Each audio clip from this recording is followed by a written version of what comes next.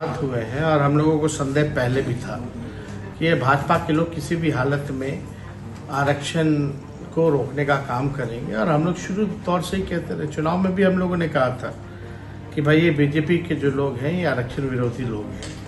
Patna high court ने बिहार सरकार को एक बड़ा झटका दे दिया है। दरअसल आरक्षण को लेकर जो जाति आधारित गणना हुई उसके बाद आरक्षण को जो है 15% बढ़ाने का काम किया गया। SC, ST, OBC और EBC के साथ जो है आरक्षण नीतीश कुमार और तेजस्वी यादव के साथ जो महागठबंधन की सरकार थी उस समय बढ़ाने का काम किया गया था, लेकिन अब जो कोर्ट है इसे खारिज कर दी। इसको लेकर तेजस्वी यादव क्या कुछ कर रहे हैं पहले इस वीडियो में देखिए। और आरक्षण को जो इंक्रीज आरक्षण को रद्द किया है, कैसे देखते हैं इस जजमेंट को?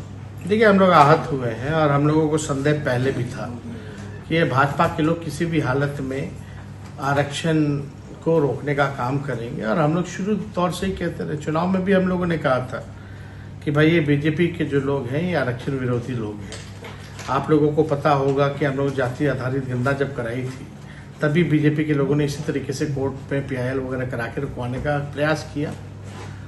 सॉलिसिटर जनरल तक को खड़ा किया गया, एफिडेविट डाली गई, लेकिन हम लोगों की अंत में जीत हुई और हम लोगों ने सर्वे भी कराया जाति आधारित। और उसके बाद 75% आरक्षण जो है पिछड़ों का, अति पिछड़ों का, दलित आदिवासियों का हम लोगों ने बढ़ाया और EWS 10% हम लोगों ने छोड़ा। तो हम लोगों ने उस समय भी आपको पता है कि दिसंबर के माह में, नवंबर में हम लोगों ने कर दिया था ये काम और बढ़ाने का आरक्षण। और दिसंबर में हम लोगों ने भी कैबिनेट में, हम लोग की जो महागठबंधन का जो कैबिनेट था, हम लोगों ने भारत सरकार को भी हम लोगों ने रिक्वेस्ट किया था। उसके बाद हम विजय चौधरी वगैरह सब लोग बैठ के प्रेस कॉन्फ्रेंस भी किए थे कि भाई इसको शेड्यूल 9 में जो है डाल दिया जाए ताकि ये सुरक्षित रहे तमिलनाडु के तर्ज पर। लेकिन तब से अब तक 6 महीने हो गए हैं, भाजपा और केंद्र सरकार ने अब तक इस काम को पूरा नहीं किया। और हमको पता नहीं क्यों माननीय मुख्यमंत्री जी अब चुप्पी साधे हुए हैं। हम लोग तो लगातार जो है इसकी लड़ाई लड़े, संघर्ष किए और हम लोगों ने आरक्षण को बढ़वाया हमारी सरकार ने। और बीजेपी के आते ही आप देखिए किस हिसाब से आरक्षण को समाप्त करने का प्रयास किया जा रहा है। माननीय मुख्यमंत्री जी, जनता दल यूनाइटेड लोग इस मामले में चुप है, लेकिन हम अनुरोध करते हैं माननीय मुख्यमंत्री जी से, कई बार आपने प्रधानमंत्री जी के पैर पकड़े हैं, इस बार भी पैर पकड़ करके कम से कम शेड्यूल 9 में जो है आप इसको डलवाने का काम करें। अगर नहीं हो तो हम प्रस्ताव भी देना चाहते हैं कि सर्वदलीय लोग जो है बिहार के लोग, वो जाके प्रधानमंत्री से जाकर के मिले और मिल करके जो है इसको अनुच्छेद 9 में जो है हम लोग डलवाने का काम करें।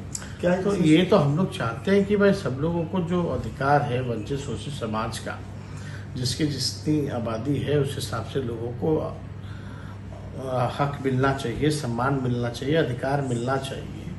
तो हम लोग इस लड़ाई को हम लोग लड़े हैं, आगे भी लड़ेंगे। और अगर बिहार सरकार अगर सुप्रीम कोर्ट नहीं जाएगी तो राष्ट्रीय जनता दल सुप्रीम कोर्ट जरूर जाएगी। क्या मुख्यमंत्री से आप बात करके सर्वदलीय बैठक या प्रधानमंत्री से मिलने की भी कोई ऐसा सोच रहे हैं?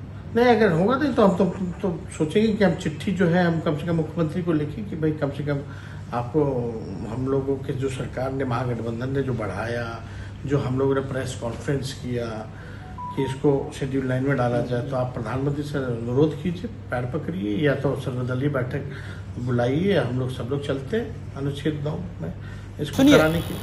तो आपने देखा और सुना कि किस तरह से तेजस्वी यादव लगातार जो है विपक्ष पर तंज कसते हुए नजर आ रहे हैं, जिसमें ये कह रहे हैं कि बीजेपी जो है आरक्षण विरोधी है। इसके साथ साथ उन्होंने ये भी कहा कि नीतीश कुमार यानी कि मुख्यमंत्री आखिर क्यों चुप्पी साधे हुए हैं, जब नीतीश कुमार और RJD तेजस्वी यादव की सरकार के साथ जो गठबंधन बना हुआ था, महागठबंधन, उसमें उन्होंने जाति आधारित गणना करवाई, उसके बाद आरक्षण देने का काम किया। लेकिन जब कोर्ट ने इस फैसले को खारिज कर दिया, इस पर नीतीश कुमार क्यों चुप्पी साधे हुए हैं, ये सवाल जो है लगातार तेजस्वी यादव पूछ रहे हैं। विपक्ष के नेता जो है तेजस्वी यादव ये सवाल नीतीश कुमार से पूछ रहे हैं। बहरहाल मेरा नाम है विशाल, आप देख रहे हैं आर्यावर्त टाइम्स। बहुत बहुत धन्यवाद।